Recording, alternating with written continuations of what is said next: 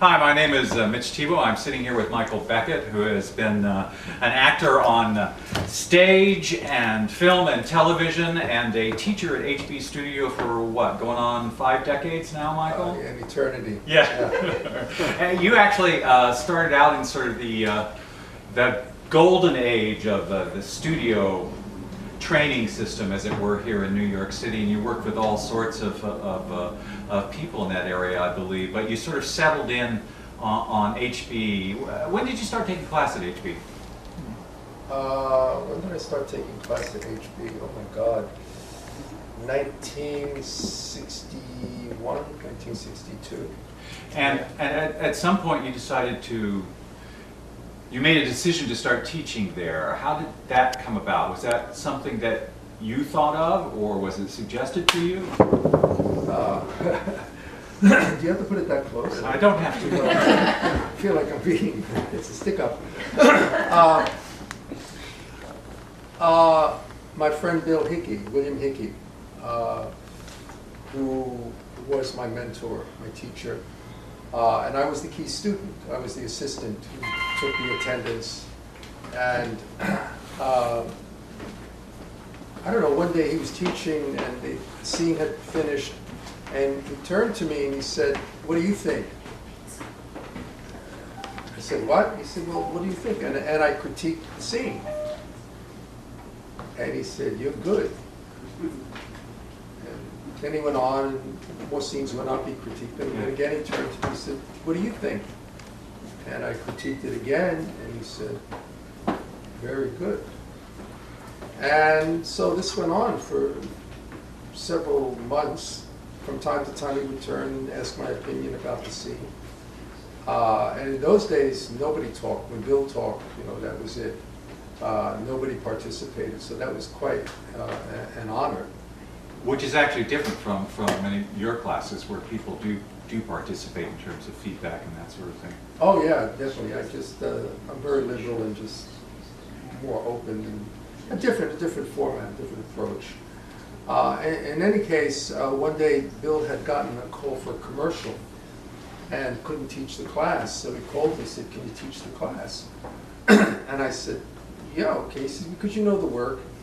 And there was a woman who was the director, beautiful, beautiful woman, Muriel Burns. She was the director of the HB Studio for many years. And he called Muriel and said, "Michael knows all the students, he knows the work, and I got to go do this commercial." So she said, "All right, Bill, if you think so." And I taught the class, and that was fine. Then it went on like that. And then he went to Herbert, and he said, "Why don't we have Michael on the staff? Because he's really a very fine teacher." He plugged me in. And then Herbert said, "I have to interview him." And Herbert was very passionate, beautiful blue eyes, and I'll never forget this. I was sitting on the second floor, and Herbert, Herbert trained with some of the best. He trained with Max Reinhardt, and had worked professionally in Europe. And I remember him looking directly in the eyes, and he said, "What makes you think you can teach acting?"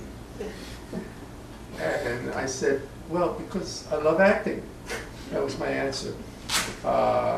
And he said, "All right."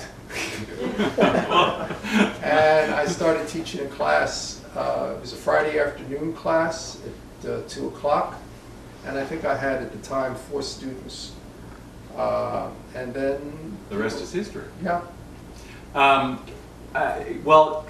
So you worked with Herbert Berghoff and Uta Hagen at HB Studio. What were the strengths and what were the differences that each of those personalities brought to training actors at HB?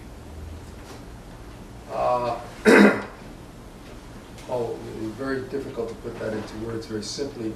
Uta was very simple in terms of technique, step 1, step 2, step 3. Herbert was much more universal in his way of teaching. He talked mostly about life. It was all related to acting, all of it.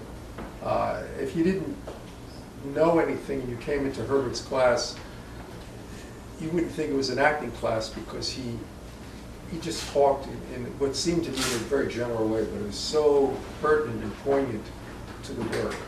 And Bill Hickey was fabulous, probably the world's best storyteller in the world, and he was really, really good for beginning actors and for professional actors because he would stimulate you. He would talk around things. I remember we were doing, it was a Broadway show, Bill was the director at the time, and he would take, I don't know, 20 minutes with an actor just talking about, we're talking about an actor with a small part, and would talk around it. Very, very stimulating, very creative. Brilliant actor. You can see him in Prince's Honor. He was nominated for an Academy Award. That's a beautiful great, performance. great. I know, I was very fortunate I was able to train with some of the best teachers, especially Bill and Herbert. Those were the ones that really influenced me very strongly. When you're working as a teacher and you're watching a student work in front of the class, how are you watching that scene? Are you watching it like an audience member? Are you watching it like a critic? Or what does it mean to watch as a teacher? What are you really looking for when you're watching a student do a scene, or students? I feel like I'm in an interview.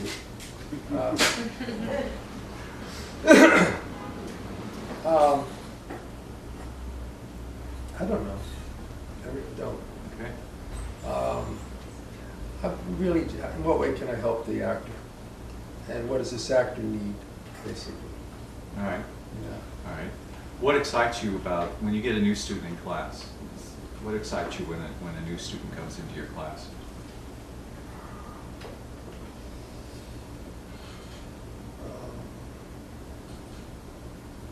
I guess their energy, you'll forgive the expression, their vibe. There's some actors that you come in and the vibe is right, and their mindset, it's an intelligent human being, and that's something you spot. And there are other actors that come in, the vibe is a little, they need to work on their emotional life, their physical life. Psychologically, they may not be as